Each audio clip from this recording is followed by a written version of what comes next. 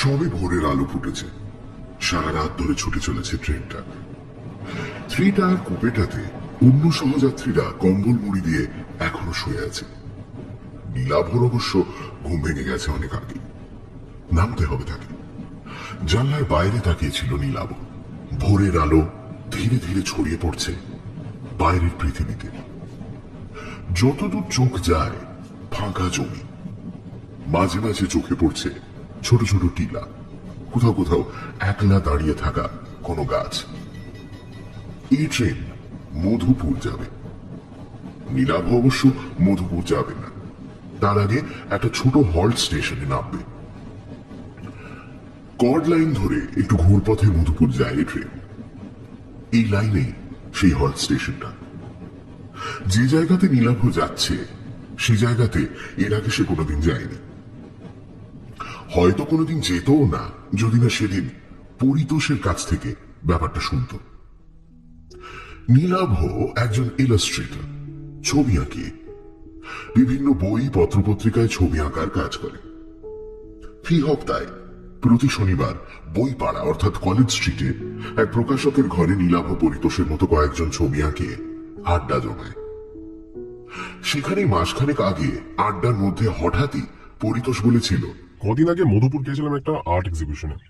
ফেরার পথে সিগন্যাল না পেয়ে শিমুলপুরের নামে একটা ছোট হল স্টেশনে গাড়ি থেমেছিল। ট্রেনে মধুপুরের এক বাঙালি ভদ্রলোকের সঙ্গে পরিচয় হয়েছিল। তার সঙ্গে প্ল্যাটফর্মে চা খেতে নেমেছিলাম। আমি যে একজন ইলাস্ট্রেটর সে পরিচয় দিয়েছিলাম ভদ্রলোককে। চা খেতে খেতে সেই ভদ্রলোক দূরে একটা বাড়ি দেখিয়ে বললেন, আপনি তো ইলাস্ট্রেটর। ওই যে দূরে বাড়িটা দেখছেন, ওই বাড়িটাতে একটা ইলাস্ট্রেটর থাকতেন। কলকাতার নানা বড় বড় কাগজে বইপত্রে ছবি আঁকতেন ভদ্রলোক। অবধূত চাকি নাম ছিল ভদ্রলোকের। এই কথা বলার পর পরিতোষ বলেছিল, তুমি নিশ্চয়ই অবধূত চাকির নাম শুনেছ, কাজও দেখেছ। আমরা যখন ছোট ছিলাম 20-25 বছর আগে প্রায় সব কাগজেই, বিশেষত শিশু কিশোর পত্রিকায় ওর ইলাস্ট্রেশন থাকতো। যদিও ওই অবধূত চাকি নামটা নাকি আসলে ছিল ছদ্মনাম, আসল নাম জানা নেই। পরিতোষের কথা শুনে নীলাভ প্রায় লাফিয়ে উঠে বলেছিল, দেখবো না কেন, বলতে গেলে ওর কাছ থেকেই তো আমার মনে ছবি আঁকার ইচ্ছেটা জাগে। পেন ড্রয়িং করতেন, কি বলিষ্ঠ কলমের আঁচড় ছিল। নৈসর্গিক দৃশ্য হোক, ছুটন্ত ঘোড়া, তার হাতে সবকিছু যেন জীবন্ত হয়ে উঠত। জানিস, ছোটবেলায় ওর ছবিগুলো কপি করার চেষ্টা করতাম। আমার আঁকাতেও তার আঁকার খুব প্রভাব আছে, ভাবশিষ্যও বলতে পারো। তবে দুর্ভাগ্যের ব্যাপার এই যে তার আঁকা দেখে আঁকা শিখলেও তার সঙ্গে সাক্ষাতের সুযোগ ঘটেনি। এমনকি তার ফটোগ্রাফও দেখিনি কোনোদিন। অনেককে জিজ্ঞেস করেও তার বাড়ির ঠিকানা জানতে পারিনি। এই প্রথম তোমার মুখ থেকে তার বাড়ির খবরটা শুনলাম। ওর ছবিগুলো নিয়ে আমার একটা অ্যালবাম প্রকাশ করার বহুদিনের ইচ্ছা। ব্যাপারটা অনেকটা গুরুদক্ষিণাও বলতে পারো। তা তোমার সেই সহযাত্রী ভদ্রলোক আর কিছু বলেছিলেন অবধূত চাকি বা ওই বাড়িটার সম্বন্ধে? এই প্রশ্ন শুনে পরিতোষ জবাব দিল, ভদ্রলোক বলেছিলেন অবধূত নাকি একাই থাকতেন বাড়িটাতে। বছর 10 আগে রেল লাইনে আত্মহত্যা করেন। বর্তমানে একজন কেয়ারটেকার গোছের লোক থাকে বাড়িটাতে। তুমি তো মাঝে মাঝে একা একা এদিক সেদিক বেরিয়ে পড়ো, একবার গিয়ে দেখে আসতে পারো বাড়িটা। ভদ্রলোককে আর দেখার সুযোগ না পেলেও তার কোনো ইলাস্ট্রেশন বা ফটোগ্রাফ পেয়ে যেতে পারো। ভবিষ্যতে সেসব জিনিস তোমার কাজে আসতে পারে। পরিতোষের কাছে কথাগুলো শোনার পর নীলাভ সেদিনই সিদ্ধান্ত নিয়েছিল যে পুজো সংখ্যার ইলাস্ট্রেশনের কাজগুলো মিটে যাওয়ার পর সে দেখে আসবে অবধূত চাকির বাড়িটা, যার ফলশ্রুতি তার এই ট্রেন যাত্রা। গতকাল রাতে কলকাতা থেকে নীলাভ উঠে বসেছে মধুপুরগামী এই ট্রেনে। জানলার বাইরে তাকিয়ে থাকতে থাকতে একসময় ঘড়ি দেখে নীলাভ অনুমান করল হল স্টেশনটা আর বেশি দূর নয়, অন্তত টাইম টেবিলে তাই লেখা আছে। নীলাভর ঠিক উল্টো দিকে লোয়ার বার্থে শুয়ে থাকা একটা লোক চাদরের আড়াল থেকে মুখ বার করে মাথাটা একটু তুলে জানলার দিকে তাকালো। তাই দেখে নীলাভ লোকটাকে প্রশ্ন করল, আচ্ছা, শিমুলপুর হলটার কত সময় লাগবে বলতে পারেন? লোকটা প্রশ্ন শুনে জানলার বাইরে ভালো করে তাকিয়ে নিয়ে বলল, সামনেই আছে। ওর আর একটা নাম আছে, আত্মহত্যা হল্ট। আমরা এই দিককার লোকেরা ওই স্টেশনটাকে ওই নামেই ডাকি। নীলাভ বিস্মিত হয়ে জানতে চাইল, তার মানে?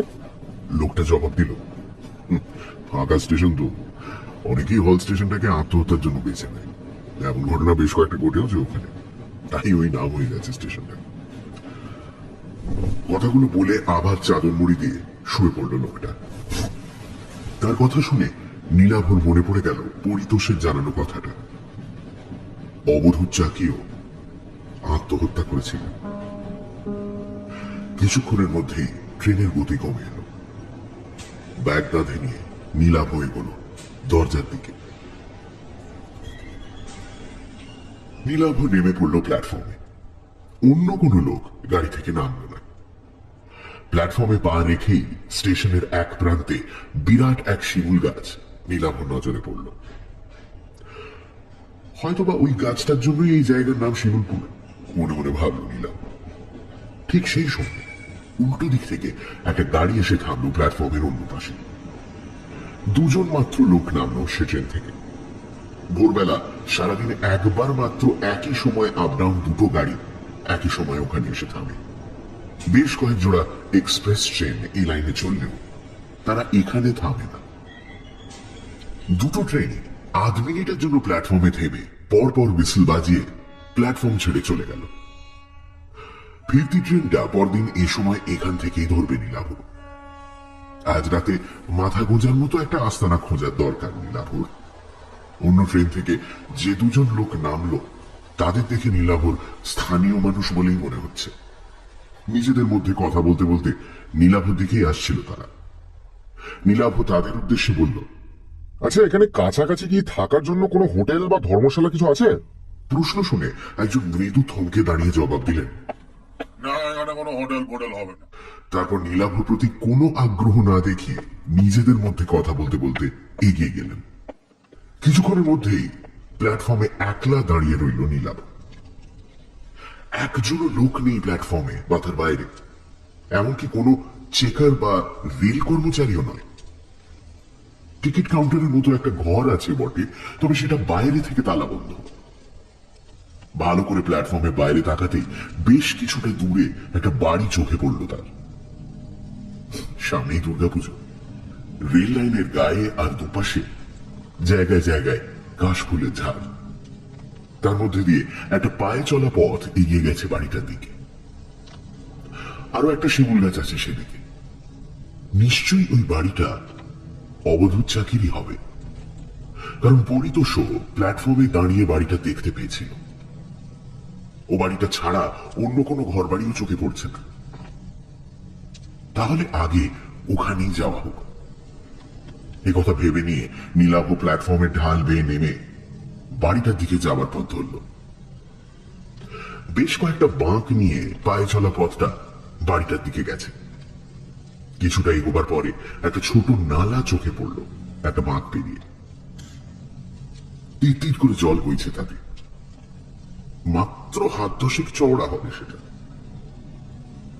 বাঁশের একটা সাঁকো রয়েছে তার উপর দিয়ে। একদিক থেকে এসে অন্যদিকে কাশের বনের আড়ালে হারিয়ে গেছে সেটা।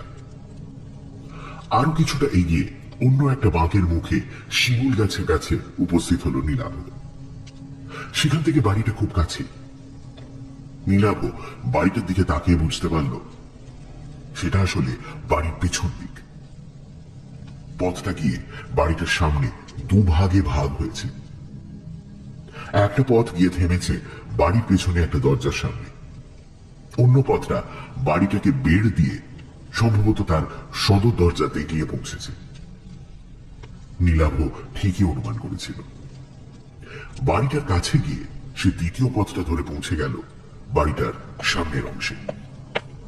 বেশ বড় পুরনো লাল ইটের তৈরি চওড়া দেওয়ালের একটা বাড়ি। সামনে ধামলা টানা বারান্দায় বড় বড় দরজা জানলা, যদিও সেগুলো বর্তমানে বন্ধ। একসময় মধুপুর বা তার আশেপাশের অঞ্চলগুলোতে হাওয়া বদলের জন্য এমন বাড়ি বানিয়ে রাখতেন পয়সাওয়ালা বাঙালিরা। হয়তোবা তেমনই কেউ 70 বা 100 বছর আগে বানিয়েছিল ওই বাড়িটা। নীলাভর এমনই মনে হলো। বাড়িটার সামনে কাউকে না পেয়ে নীলাভ একটু ইতস্তত করে বারান্দায় উঠে এলো। টানা বারান্দার এক পাশে বেশ কয়েকটা তালা বন্ধ ঘর। মাথার উপর কড়িবর্গা থেকে পায়রার ডাক শোনা যাচ্ছে। বারান্দায় উঠেও কাউকে না দেখতে পেয়ে নীলাভ হাঁক দিল, বলছি, বাড়িতে কেউ আছেন? আমি কলকাতা থেকে এসেছি। কেউ আছেন? বার কয়েক হাঁক দেবার পর বারান্দার শেষ প্রান্তের একটা দরজা খুলে গেল। একটা লোক সেই ঘর থেকে বেরিয়ে ধীর পায়ে এসে দাঁড়ালো নীলাভর সামনে। বছর 50 হবে লোকটা। মাঝারি গড়ন, মাথায় কদম ছাড় চুল, পরনে ধুতি আর ফতুয়া, খালি পা। লোকটা সম্ভবত স্থানীয় দেহাতি মানুষ হবে। নীলাভকে দেখে মৃদু বিস্মিত ভাবে সে প্রশ্ন করল, কি চাই? প্রশ্নটা কিন্তু সে বাংলাতেই করল। নীলাভ জবাব দিল, নমস্কার, আমি কলকাতা থেকে আসছি। আচ্ছা, এটাই কি অবধূত চাকির বাড়ি, যিনি ছবি আঁকতেন? লোকটা উত্তর দিল। হ্যাঁ, উনারই বাড়ি, তবে উনি তো নেই। নীলাভ বলল, হ্যাঁ, সেটা জানি, কিন্তু আপনি? আমার নাম মিছরিলাল। এক সময় বাবু মানে আপনাদের অদ্ভুত চাকির দেখাশোনা করতাম। উনি মারা যাওয়ার পরে বাড়িটা দেখাশোনা করি। বাবু তো বিয়ে করেননি, মরার আগে আমার নামে বাড়িটা কাগজ দিয়ে গেছিলেন। নীলাভ বলল, আচ্ছা, তবে আপনি এখন এ বাড়ির মালিক, এ বাড়িতেই থাকেন? তা বলতে পারেন, তবে আমি রাতে এখানে থাকি না। 2 মাইল দূরে আমার গাঁও, ওখানে থাকি। আপনি কেন এখানে এসেছেন বলুন তো? আসলে আমি ওর আঁকার খুব ভক্ত। ছেলেবেলা থেকেই ওর আঁকা দেখে ছবি আঁকা শিখেছি, আর এখানে ওর বাড়ি আছে জেনে ছুটে এসেছি। এই বাড়িটা বলতে গেলে আমার কাছে তীর্থস্থানের মতো। আপনি ছবি আঁকেন? কথাটা বলার পর কেমন যেন একটা দুর্বোধ্য হাসি ফুটে উঠল লোকটার মুখে। নীলাভ বলল, আচ্ছা, এই বাড়িতে নিশ্চয়ই ওর আঁকা ছবি আছে, আমাকে দেখাবেন সেগুলো? প্রশ্ন শুনে মিছরিলাল কয়েক মুহূর্ত চুপ করে থাকার পর জবাব দিল, না, উনার আঁকা ছবি এই বাড়িতে নাই। কথা শুনে নীলাভ আরো বিস্মিত ভাবে বলল, নেই মানে? লোকটা জবাব দিল, কলকাতা থেকে পাকাপাকি ভাবে বাড়িতে চলে আসার পর উনি আর কোনোদিন ছবি আঁকেননি। আগের আঁকা সব ছবি এ বাড়িতে ছিল, সব তিনি পুড়িয়ে দেন। কথা শুনে নীলাভ আরো বিস্মিত ভাবে বলল, পুড়িয়ে? পুড়িয়ে কেন দিয়েছিলেন?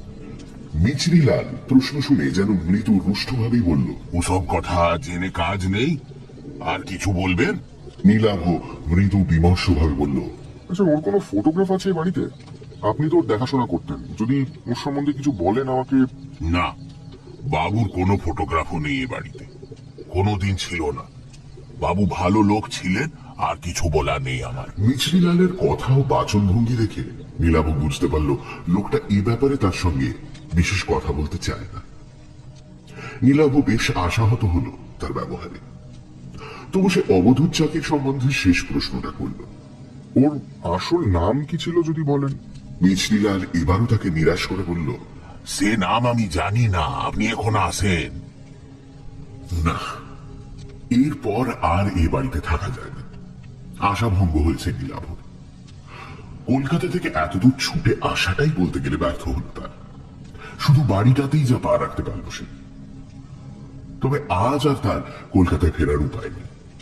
রাতে মাথা গোঁজার জন্য একটা আস্তানা দরকার। তাই সে লোকটাকে বলল, আচ্ছা, এখানে কোনো হোটেল, ধর্মশালা বা মাথা গোজার জন্য কোনো ঘর ভাড়া পাওয়া যাবে? কাল ভোরের আগে তো আমার ট্রেন নেই।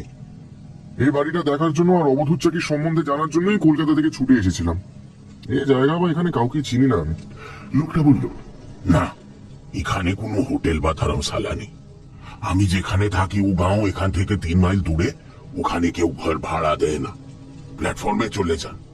ভাগ্য ভালো থাকলে সিগন্যাল না পেয়ে কোনো গাড়ি থামলে সে গাড়িতে উঠে মধুপুর চলে যান, নইলে কাল ভোরের ট্রেনের জন্য অপেক্ষা করতে হবে। কিন্তু এভাবে কি ভাগ্যের জন্য অপেক্ষা করে প্ল্যাটফর্মে বসে থাকা যায় নাকি? মহা সমস্যায় পড়ল নীলাভ। হঠাৎ তার মাথায় একটা বুদ্ধি খেলে গেল। সে মিছরিলালকে বলল, আচ্ছা, এই বাড়িতে একটা ঘরে থাকা যায় না? খাট বিছানার দরকার নেই, রাত কাটানোর জন্য একটা ঘর পেলেই আমার হবে। না না না, ও সব হবে না। নীলাভ পকেট থেকে চট করে দুটো 100 টাকার নোট বার করে বলল, দেখো না, যদি কিছু ব্যবস্থা করা যায়। একটা রাতের তো ব্যাপার মাত্র। আমাকে দেখে নিশ্চয়ই তোমার চোর ডাকাত মনে হচ্ছে না? নীলাভর বাড়িয়ে দেওয়া 100 টাকার নোট দুটোর দিকে তাকিয়ে ধীরে ধীরে মিছরিলালের মুখের ভাব যেন নরম হয়ে এলো। সে বলল, না, চোর ডাকাত মনে হচ্ছে না। তাছাড়া এই বাড়িতে চুরি ডাকাতি করার মতো কিছু নাই। শেষ সময় বাবুর আমদানি ছিল না, বাড়ির জিনিসপত্র বেচেই তিনি খেতেন। কিন্তু আমি তো বিকেল হলেই ফিরে যাব, আপনি একেলে বাড়িতে। যদি তার মনের ভাব আবার কঠিন হয়ে যায়, তাই মিছরিলালকে আর কথা শেষ করতে না দিয়ে নোট দুটো তার হাতে গুঁজে দিয়ে নীলাভ বলল, না না, একলা থাকতে আমার কোনো অসুবিধা হবে না। কোন ঘরে থাকবো? মিছরিলাল একটু দোনামোনা করে শেষ পর্যন্ত বলল, ঠিক আছে, আসুন, আমি যে ঘরে থাকি সে ঘরেই থাকবেন। বারান্দা দিয়ে একটু এগিয়ে নীলাভকে নিয়ে একটা ঘরে ঢুকলো মিছরিলাল। আসবাব বলতে ঘরের মাঝখানে একটা তক্তপোষ রাখা আছে, আর ঘরের কোণে রাখা আছে একটা কুঁজো আর গ্লাস। খোলা জানলা দিয়ে বাইরের জমিতে কাশবন দেখা যাচ্ছে। নীলাভর ব্যাগে চাদর, মোমবাতি, বেশ কয়েকটা বিস্কুটের প্যাকেট রয়েছে। একটা রাত নীলাভর এখানে থাকতে বিশেষ সমস্যা হবে না। মিছরিলাল তাকে ঢুকিয়ে ঘরের বাইরে বেরিয়ে গেল। বিকেল পর্যন্ত সময়ের কিছুটা সময় ঘুমিয়ে আর কিছুটা সময় একটা গল্পের বই পড়ে কাটিয়ে দিল নীলাভ। বিকেল বেলা সূর্যের তেজ কমলে নীলাভর মনে হলো বাইরে থেকে একবার ঘুরে আসা যাক। ঘরের বাইরে বারান্দায় বেরোতেই নীলাভ দেখতে পেল মিছরিলাল দাঁড়িয়ে আছে। নীলাভকে দেখে বলল, আমি এখন ফিরে যাব। বারান্দা থেকে একসঙ্গেই বাড়ি বাইরে নেমে এলো তারা দুজনে। মিছরিলাল অন্যদিকে চলে যেতে গিয়েও একটু থমকে দাঁড়িয়ে প্রথমে বলল, अंधेरा होने के पहले लौट आइएगा, রাতে ঘরের বাইরে বেরোবেন না। কেন? এখানে চোর ডাকাতের উপদ্রব আছে নাকি? नहीं वो नहीं, पर अब তবে কি ভূত প্রেতের ভয়? আমার কিন্তু ওসবে একদম বিশ্বাস নেই। কথাটা শুনে কয়েক মুহূর্ত নীলাভর দিকে তাকিয়ে রইল মিছরিলাল। তারপর ধীরে ধীরে এগোলো তার গ্রামে ফেরার জন্য। নীলাভ এগোলো তার উল্টো দিকে, যেদিকে রেল স্টেশন আছে সেই দিকে, যদি কোনো লোকজনের দেখা মেলে সেই আশায়। প্ল্যাটফর্মে উঠে এলো নীলাভ, কিন্তু একই রকম জনশূন্য রেল স্টেশন, একটা লোকও নেই কোথাও। তবে দিন শেষের আলোতে বেশ সুন্দর লাগছে চারপাশ। দিগন্ত বিস্তৃত কাশের বন রাঙা হয়ে উঠেছে বিদায়ী সূর্যের আভাতে। মৃদু বাতাসে তাদের মাথাগুলো দুলছে। রেল লাইনের মাথার উপর বিদ্যুতের তারে দোল খাচ্ছে ফিঙের চাঁদ। এঁকে বেঁকে একসময় ছোট হতে হতে হারিয়ে গেছে দুপাশে রেল লাইন। নির্জন প্ল্যাটফর্মে একটা বেঞ্চে এসে বসলো নীলাভ। তার মনে হলো হয়তোবা এরকম বিকেলে এখানেই বসেছিলেন অবধূত। এখানে বসেই হয়তো তিনি তার ছবির কথা ভাবতেন। বাড়িটাতে তার কোনো ছবি না পেলেও বাড়িটা তো দেখা হলো নীলাভর, সেটাই বা কম কি। পরদিন ভোরে বাড়িটা ছাড়ার সময় মোবাইল ফোনের ক্যামেরায় বাড়িটার একটা ছবি তুলে রাখতে হবে। মনে মনে নানা কথা ভাবতে লাগলো নীলাভ। বেশ কিছুক্ষণ বেঞ্চে বসে থাকার পর নীলাভ খেয়াল করলো সূর্য প্রায় ডুবে গেছে, আলো মরে যেতে শুরু করেছে। এবার ফিরতে হবে তাকে। বেঞ্চ থেকে উঠে দাঁড়িয়ে ফেরার জন্য পা বাড়াতে যাচ্ছে নীলাভ, ঠিক সেই সময় তার চোখে পড়ল প্ল্যাটফর্মে যেদিকে শিমুল গাছটা আছে সেদিক থেকে প্ল্যাটফর্মে উঠে আসছে একজন লোক। লোকটা এগিয়ে এসে নীলাভর সামনে থমকে দাঁড়ালো।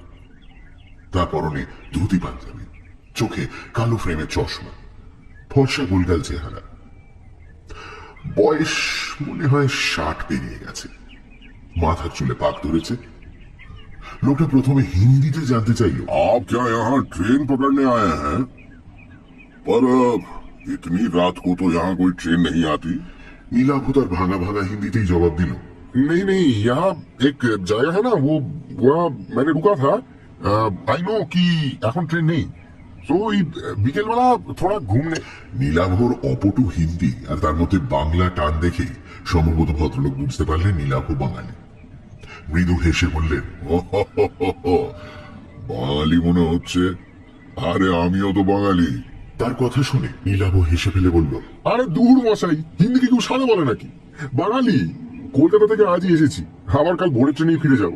লোকটা এবার হাত জোড় করে নীলাভকে নমস্কার করে বলল, আগে নমস্কার, আমার নাম অনিকেত চট্টোপাধ্যায়, স্থানীয় লোক, এখানেই থাকি। আপনি কোথায় এসেছেন এখানে? নীলাভ প্রতি নমস্কার জানিয়ে বলল, নমস্কার, আমার নাম নীলাভ বাগচি। আমি ইলাস্ট্রেটর, মানে ওই বই পত্রপত্রিকায় ছবি আঁকার কাজ করি আর কি। এখানে অবধূত চাকি নামে এক বিখ্যাত শিল্পীর বাড়ি আছে। ওই যে ওইখানে যে বাড়িটা আছে ওইটা। আমি ওই বাড়িটাই দেখতে এসেছি, রাতটুকু ওখানেই থাকবো। কথাটা শুনে ভদ্রলোক বললেন, আমি এটাই অনুমান করেছিলাম যে আপনি ওখানেই এসেছেন, অবধূত বাবুর বাড়ি। আচ্ছা, আপনার সঙ্গে তার পরিচয় ছিল? বিলক্ষণ ছিল। কথাটা শুনে নীলাভ আগ্রহী হয়ে বলল, তাই নাকি? তো তার সম্বন্ধে কিছু জানাবেন আমাকে? তাকে কোনোদিন না দেখলেও বলতে গেলে তিনি আমার শিক্ষাগুরু ছিলেন। পত্রপত্রিকায় ছাপা তার আঁকা দেখেই বলতে পারেন যা কিছু শিখেছি আর কি। কি আর বলবো, ভালো মানুষ ছিলেন, ভালো ছবি আঁকতেন। শেষ জীবনে অবশ্য আঁকা ছেড়ে দিয়েছিলেন। আর কিছু তার ব্যক্তিগত জীবন সম্পর্কে কোনো তথ্য? শেষ জীবনে অবসাদে ভুগছিলেন, আত্মহত্যা করেন। তবে মৃত মানুষের ব্যক্তিগত জীবন নিয়ে আমি আলোচনা করি না। তা তো বটেই নিশ্চয়ই। জানেন, অনেক আশা নিয়ে এসেছিলাম এখানে, যদি তার কোনো ছবি টবি দেখা যায়। কিন্তু তা দেখতে পেলাম কই। শুনলাম ওর সব আঁকা নাকি উনি পুড়িয়ে দিয়েছিলেন। অনিকেত বাবু প্রথমে জবাব দিলেন, ঠিকই শুনেছেন। তারপর একটু চুপ করে থেকে বললেন, তবে ওর শেষ আঁকার খাতাটা কিন্তু ওই বাড়িতেই আছে, কিছু ছবিও আছে তাতে। কথাটা শুনেই নীলাভ বিস্মিত ভাবে বলল, তাই নাকি? কিন্তু ও বাড়িতে মিছরিলাল বলে যে লোকটা থাকে সে তো কিছু বললো না আমাকে। খাতাটা আছে। মিছিলাল খুব ভালোবাসতো অবধূত বাবুকে। ওই খাতাটাই তার কাছে অবধূত বাবুর শেষ স্মৃতি। খাতাটা পাছে কেউ হাতিয়ে নেয় বা খাতাটা যদি কোনো ক্ষতি হয়, সেই জন্য ও খাতাটা কাউকে দেখাতে চায় না। ইস, ছবিগুলো যদি একবার দেখা যেত।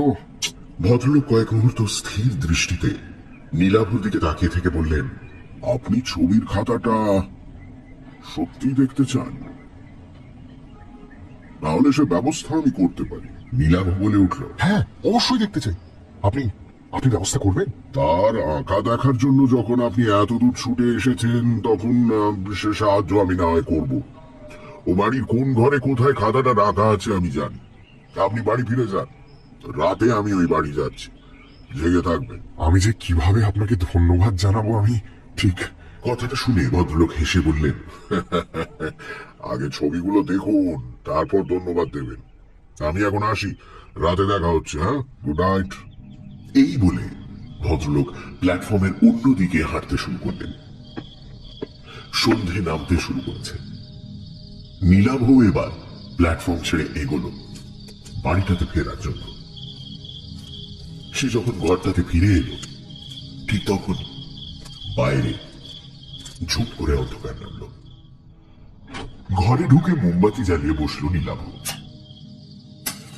একসময় বাইরে ধীরে ধীরে অন্ধকার কেটে গিয়ে চাঁদ উঠতে শুরু করলো। অনিকেত বাবুর জন্য প্রতীক্ষা করতে লাগলো সে। সময় এগিয়ে চলল, 7টা, 8টা, কিন্তু ভদ্রলোকের দেখা নেই। বাইরে গোল চাঁদ ধীরে ধীরে মাথার উপর উঠতে লাগলো। রাত 9টা যখন বাজলো, তখন নীলাভর মনে হতে লাগলো হয়তো ভদ্রলোক আর নাও আসতে পারে। হয়তো তিনি নীলাভকে বাইরের লোক দেখে মস্করা করেছেন, অথবা কোনো কাজে আটকে পড়েছেন। একটা দোলাচলের মধ্যে তবু নীলাভ তার অপেক্ষা করতে লাগলো। কিন্তু আরো ঘন্টা দুয়েক সময় যখন অতিক্রান্ত হলো, তখন নীলাভ অনুমান করলো ভদ্রলোক আর আসছেন না। পরদিন কাক ভরে তাকে ট্রেন ধরতে হবে, কাজেই কিছু খেয়ে শুয়ে পড়াই ভালো। নীলাভ ধীরে সুস্থে সঙ্গে আনা এক প্যাকেট বিস্কুটের মিষ্টি খেল। রাতে ঘুমোবার আগে রোজ মিনিট 10 পায়াচারি করা অভ্যেস তার। ঘরটা বেশ বড়, ঘরের মধ্যে হাঁটার কাজ সেরে নিল সে। তারপর যখন সে জল খেয়ে চাদর মুড়ি দিয়ে শুতে যাচ্ছে, ঠিক তখনই দরজাতে টোকা দেওয়ার শব্দ হলো। বাইরে থেকে একটা গলা শোনা গেল, নীলাভ বাবু, নীলাভ বাবু, জেগে আছেন? আমি এসেছি। নীলাভ দরজা খুলতেই দেখতে পেল অনিকেত বাবু দাঁড়িয়ে আছেন। নীলাভকে দেখে তিনি বললেন, আমার আসতে দেরি হয়ে গেল। ভালোই হলো বাইরে জ্যোৎস্না ফুটেছে, নইলে খাতাটা দেখবার জন্য অপেক্ষা করতে হতো। আপনি তৈরি তো? তবে চলুন সেই ঘরেই যাই। নীলাভ তার কথার জবাবে হেসে বলল, আপনার এত দেরি দেখে আমি ভেবেছিলাম আপনি আর আসছেন না, কোনো কারণে আটকে গেছেন। চলুন চলুন। এই বলে নীলাভ ঘর থেকে মোমবাতিটা তুলে নিয়ে বাইরে বেরিয়ে এলো। ভদ্রলোক তাকে নিয়ে দরজা খুলে পাশের একটা ঘরে ঢুকলেন। তারপর সেই ঘরটা থেকে অন্য দরজা দিয়ে অন্য একটা ঘরে, দ্বিতীয় ঘরটাতে মুহূর্তের জন্য থামলেন তিনি। অন্য ঘর, দেওয়ালের এক কোণে আঙুল তুলে দেখে বললেন, ওখানে দেওয়ালে কোনো কালো দাগ দেখতে পাচ্ছেন? আগুন লাগানোর দাগ। এইটাই ছিল তার আঁকার ঘর। ওই জায়গাতেই আগুন জ্বেলে তার সব আঁকা উনি পুড়িয়ে ফেলেছিলেন। কথাটা শুনে সেদিকে তাকিয়ে আফসোসে মাথা নাড়ল নীলাভ। ভদ্রলোক কথাটা বলে আর অবশ্য সেই ঘরে দাঁড়ালেন না, এগোলেন অন্য ঘরের দিকে। পরপর বেশ কয়েকটা ঘর অতিক্রম করলেন ভদ্রলোক। কোনো ঘরে কোনো আসবাবপত্র নেই। ভদ্রলোক যেভাবে একটার পর একটা দরজা দিয়ে ঘরগুলো অতিক্রম করলেন, তাতে নীলাভ বুঝতে পারল যে এ বাড়ির সবকিছুই ভদ্রলোক চেনেন। অবশেষে ভদ্রলোক নীলাভকে নিয়ে একটা ঘরে এসে দাঁড়ালেন। এই ঘরেই প্রথম একটা আসবাব চোখে পড়ল তার, কাঠের বড় একটা আলমারি। ঘরে অন্য একটা জানলা ও দরজাও আছে। অনিকেত বাবু বললেন, দাঁড়ান, আগে জানলাটা খুলি। বাতিটা দেওয়ালের কুলুঙ্গিতে রাখুন ওইখানে। তার কথা মতো বাতিটা নীলাভ সেখানে রাখল। ভদ্রলোক জানলাটা খুলতেই বাইরে থেকে চাঁদের আলো এসে ছড়িয়ে পড়ল ঘরে। বাইরে তাকে নীলাভ বুঝতে পারল বাড়ির পেছন দিকের একটি ঘরে এসে সে উপস্থিত হয়েছে। জানলা খোলার পর ভদ্রলোক আলমারির কাছে গিয়ে তার পাল্লাটা খুললেন। নীলাভ দেখল তার তাকগুলো সব শূন্য। ভদ্রলোক এরপর তার পায়ের পাতার উপর ভর করে একটু লম্বা হয়ে হাত বাড়িয়ে সব থেকে উপরের তাক হাতে অবশেষে একটা খাতা বার করে আনলেন। খাতাটার আকৃতি দেখেই অনিকেত বুঝতে পারল যে সেটা একটা ড্রয়িং বুক বা আঁকার খাতা। নিশ্চয়ই ওটা অবধূত চাকির আঁকার খাতা। খাতাটার মলাটের উপর থেকে ধুলো ঝেড়ে সেটা নিয়ে জানলার সামনে গিয়ে দাঁড়ালেন অনিকেত বাবু। নীলাভ তার পাশে গিয়ে দাঁড়ালো। খাতাটা তার হাতে তুলে দেওয়ার আগে ভদ্রলোক বললেন, মোট 5টা ছবি আছে খাতাটাতে, তবে আমি যেভাবে বলবো সেভাবে খাতার পাতা উল্টে ছবিগুলো দেখবেন, তবে ব্যাপারটা বুঝতে পারবেন। প্রথমে প্রথম ছবিটা দেখুন। খাতাটা হাতে নিয়ে কেমন যেন একটা রোমাঞ্চ অনুভব করল নীলাভ। অবধূত চাকির নিজের হাতে আঁকা ছবি বলে কথা। খাতার প্রথম পাতাটা খুলল নীলাভ। চাঁদনি রাতে একটা ল্যান্ডস্কেপের ছবি।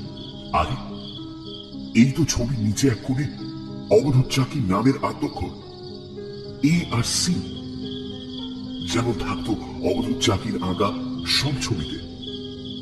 জ্যোৎস্না আলোতে বিধৌত চলাচল, কাশের বন, তার পাশ দিয়ে এঁকে বেঁকে হারিয়ে যাওয়া রাস্তা কালির আঁচড়ে জীবন্ত করে তুলেছেন শিল্পী। চাঁদটা এত সুন্দর যেন সে সত্যি খাতার ভেতর থেকে আলো ছড়াচ্ছে। তন্ময়ভাবে খাতার দিকে তাকিয়ে রইল নীলাভ। এমন সময় অনিকেত বাবু বললেন, একবার জানলার বাইরে তাকান। নীলাভ তাকাল। তারপর ব্যাপারটা বুঝতে পেরে হতবাক হয়ে গেল বিস্ময়ে। বাইরের দৃশ্যটাই যেন ক্যামেরাতে তোলা ফটোগ্রাফের মতো নিখুঁত ভাবে ধরা আছে খাতাটায়। একই কাশের বন, তার মাঝখান দিয়ে এঁকে বেঁকে চলা রাস্তার প্রতিটা বাঁক, এমনকি এই মুহূর্তে চাঁদের অবস্থানটাও হুবহু একই রকম, যেন এই মুহূর্তে ওখানে দাঁড়িয়েই ছবিটা এঁকেছেন শিল্পী। নীলাভ বলল, অবিশ্বাস্য, অবিশ্বাস্য। অনিকেত বাবু বললেন, এর পরের ছবিগুলো বোঝার জন্য আমাদের বাইরে যেতে হবে। ঘরের পেছনে দরজাটা খুলে রাস্তায় নামলেন ভদ্রলোক। নীলাভ খাতাটা নিয়ে তাকে অনুসরণ করল। কিছুটা পথ হেঁটে তারা এসে দাঁড়ালো বাড়িটার কাছাকাছি যে শিমুল গাছটা আছে তার নিচে। ভদ্রলোকের নির্দেশে দ্বিতীয় পাতাটা খুলল নীলাভ। এবারও বিস্ময়ের সীমা রইল না তার। যেন এখনই আঁকা হলো ছবিটা। সেখানে দাঁড়িয়ে পেছনের দিকে বাড়িটা, আর একটু এগিয়ে সাঁকোটা যেমন ভাবে দেখা যাচ্ছে, খাতাতেও হুবহু যেন তেমনই আঁকা। এমনকি বাড়ির পেছনের দরজাটা যে খোলা তাও ছবিটাতে স্পষ্ট বোঝা যাচ্ছে। ভদ্রলোক তাকে কেন বাইরে আনলেন তা এবার বুঝতে পারল নীলাভ।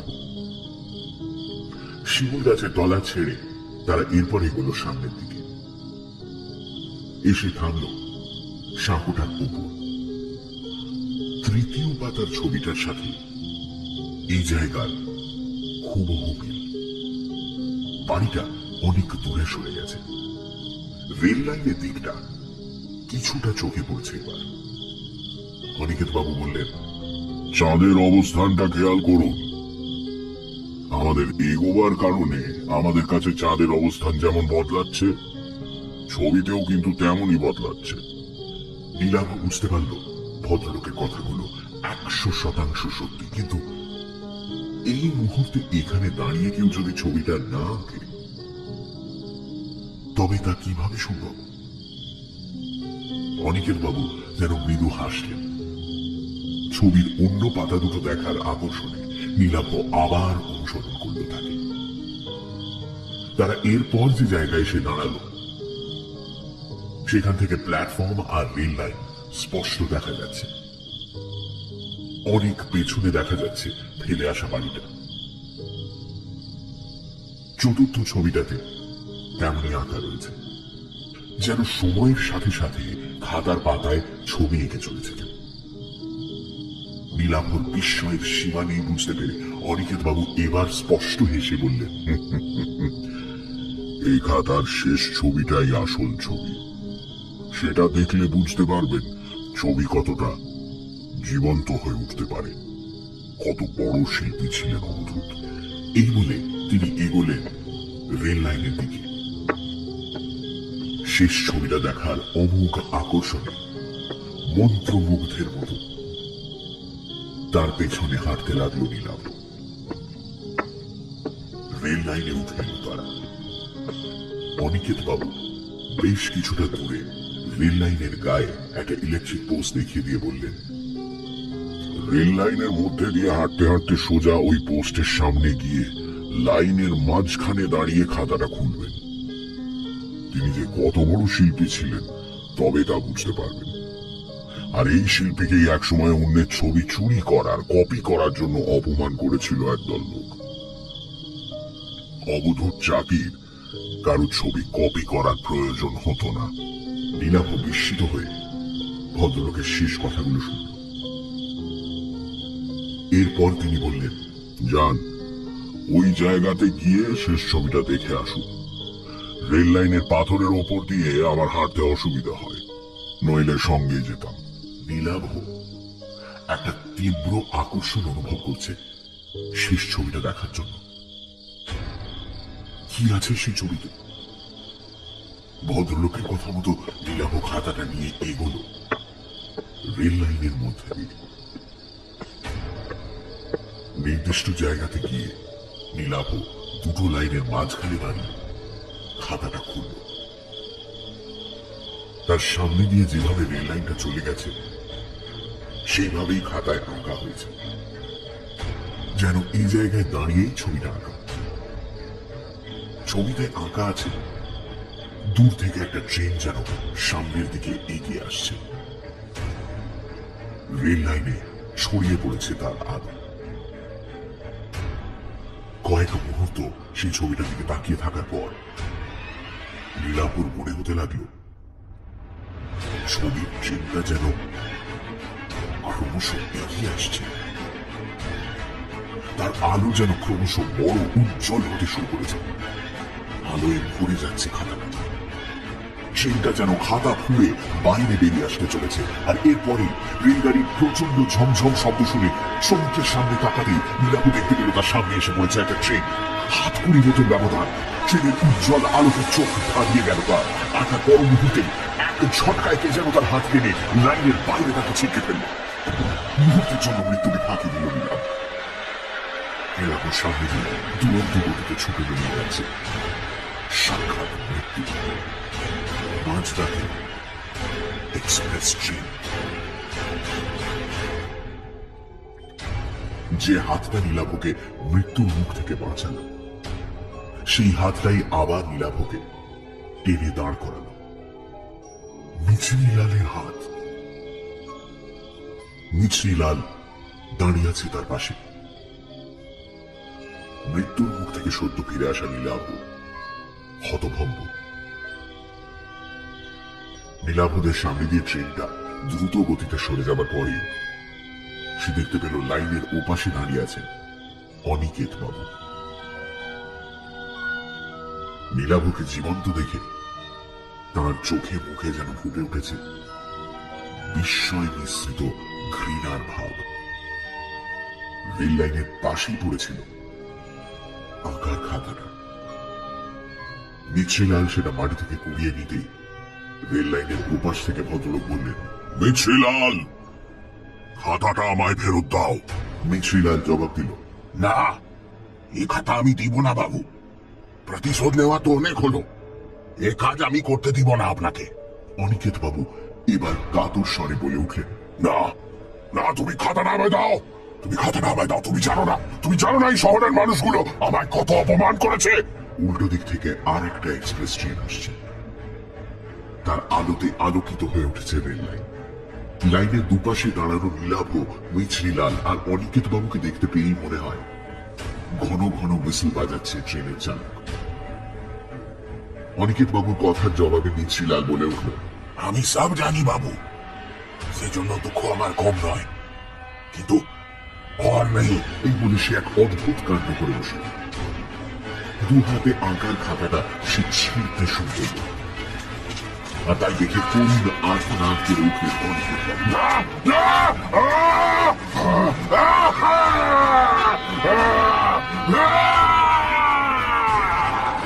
তারপর রেল লাইনে উঠে পাগলের মতো ছুটতে শুরু করলেন দানবের মতো ছুটে আসা ট্রেনটার দিকে। ট্রেনটা এসে পড়ল ভদ্রলোকের ওপর। ভয়ঙ্কর দৃশ্যটা না দেখার জন্য শেষ মুহূর্তে চোখ বুঝে ফেলেছিল নীলাভ। ভদ্রলোকের শেষ আর্তনাদ যেন একবার সে শুনতে পেল। তারপর ট্রেনের ঝঞ্ঝমানি আর বিসেলের সঙ্গে ঢাকা পড়ে গেল সবকিছু। ট্রেনটা বেশ দূরে চলে যাবার পর চোখ মিলল নীলাভ। তার পাশে দাঁড়িয়ে মিছরিলাল। তাদের চারপাশে ছড়িয়ে আছে ছেঁড়া খাতার টুকরোগুলো। নীলাভ ভয়ে ভয়ে তাকালো কিছুটা দূরে, যেখানে অনিকেত বাবুর ছিন্ন ভিন্ন দেহটা পড়ে থাকার কথা সেই জায়গাতে। কিন্তু সেখানে লাইন বা তার আশেপাশে কিছুই পড়েনি। তার মনের অবস্থা বুঝতে পেরে সম্ভবত মিছরিলাল বলল, না, ওখানে কেউ নেই, থাকার কোথাও নয়। তবে ঠিক ওই জায়গাতেই বাবু একদিন আত্মহত্যা করেছিলেন।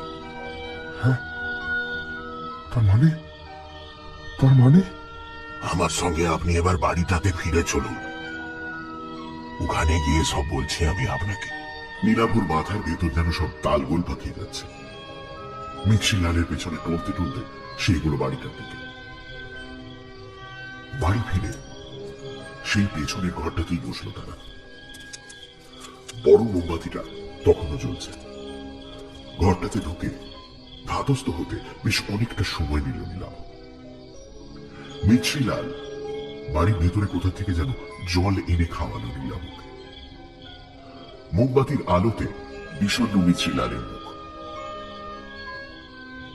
এক সময় সে বলতে লাগলো তার কথা, টুকরো টুকরো কথা। দীর্ঘক্ষণ থেমে গেল। আপনি তো জানেন বাবু বড় শিল্পী ছিলেন, ওনার খ্যাতি ছড়িয়ে পড়েছিল চারপাশে, কিন্তু ও খ্যাতি ওনার কাল হল। একদল শিল্পী বাবু সে চলতে থে, তাদের মধ্যে অনেককে বাবু নিজে আঁকা শিখিয়েছিলেন, কাজ পাইয়ে দিয়েছিলেন, কিন্তু ওনারা বাবুর বিরুদ্ধে ষড়যন্ত্র করতে লেগে। বাবু একবার একটা ছবি এঁকেছিলেন, তারা প্রচার করলো সেটা নাকি এক বিখ্যাত শিল্পীর ছবি থেকে চুরি করে আঁকা। বাবু से শিল্পীর ছবি কোনোদিন দেখেনি, पर कोई कारण से দুটো ছবির মধ্যে একটু মিল ছিল, কিন্তু বাবুর কথা কেউ বিশ্বাস করলো না। কোনো अखबारे নাকি লেখা হলো বাবু চুরি করে ছবি আঁকে। লজ্জায়, অপমানে, ঘৃণায় বাবু ছবি আঁকা ছেড়ে দিলেন, নিজের সব ছবি পুড়িয়ে দিলেন।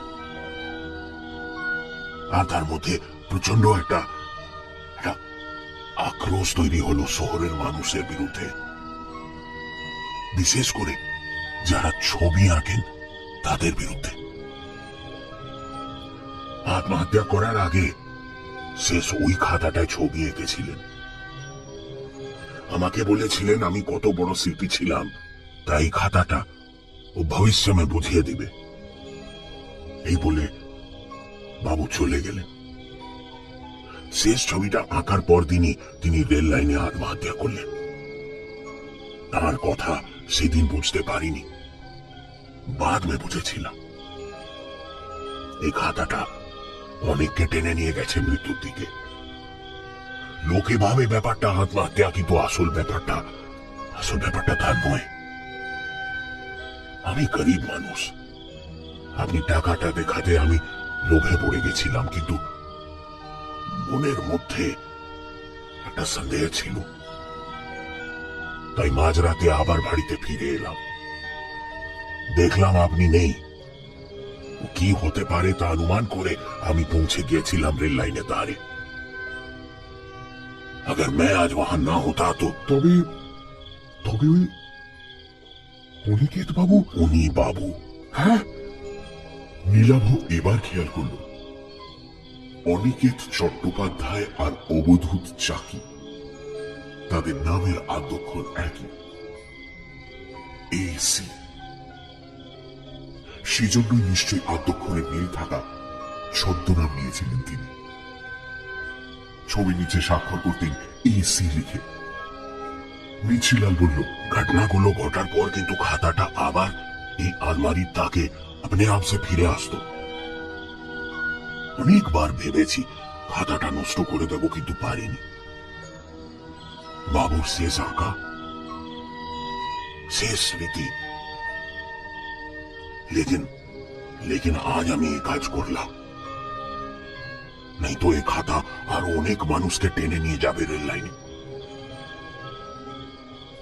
बदला बड़ो भयंकर जिनिस बाबू, इससे किसी का भला नहीं होता। নীলাভ নিশ্চুপ।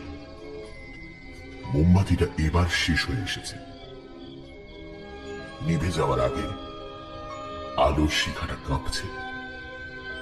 সেই আলো এসে পড়েছে মিছিলালের মুখে। তার চোখে জল। হাতের পাতার উল্টো দিক দিয়ে চোখের জল মুছে নিয়ে মিছিলাল বলল, খাতাটা নষ্ট হয়ে গেছে। আমার ধারণা বাবু আর আসবেন না। সবকিছু শেষ হয়ে গেল। একটু পরে ভোরের আলো ফুটবে, তখন আপনাকে প্ল্যাটফর্মে ট্রেন ধরার জন্য আমি পৌঁছে দিয়ে আসবো।